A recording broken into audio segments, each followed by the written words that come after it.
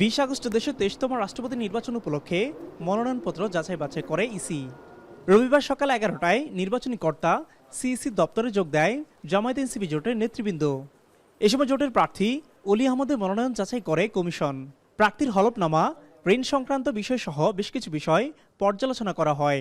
পরে অলি আহমদের নামে নেয়া দুটি মনোনয়নের মধ্যে প্রথমটি বৈধতা পায়।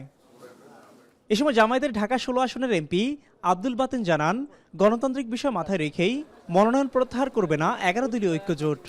আগামী রাষ্ট্রপতি নির্বাচনের জন্য ডক্টর অলি আহমেদ বীর বিক্রমের মনোনয়নপত্রটি সঠিক হিসাবে পাওয়া গেছে। তিনি একজন প্রার্থী হিসেবে, বৈধ প্রার্থী হিসেবে ঘোষিত হয়েছেন এবং আমরা ইনশাআল্লাহ 11 দলের পক্ষ থেকে নির্বাচনে অংশগ্রহণ করব।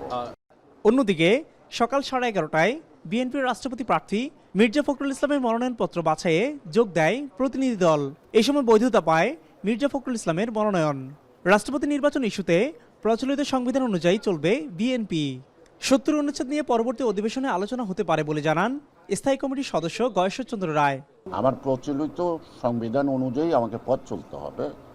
সেই সংবিধানে আমার যেখানে বাধা আছে সেই বাধা অতিক্রম করার জন্য আমাকে সংসদ থেকে সংশোধন করতে হবে। যে আমাদের প্রার্থী মির্জা ফখরুল ইসলাম আলমগীর 23তম বাংলাদেশের রাষ্ট্রপতি নির্বাচনের প্রার্থী হিসেবে বৈধ ঘোষিত হয়েছে।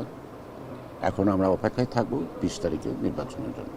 ব্রিফিংয়ে ইসি সচিব আক্তার আহমেদ জানান, 70 অনুচ্ছেদের বৈধতা চেয়ে করা রিটের বিষয়টি কমিশনের এখতিয়ারাধীন নয়।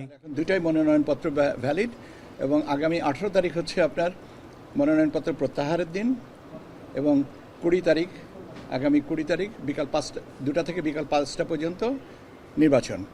1991 সালের পর এবারই প্রথম রাষ্ট্রপতি পদে সরাসরি ভোটের প্রয়োজন হচ্ছে। মিয়া আমিরুল, এখন, ঢাকা।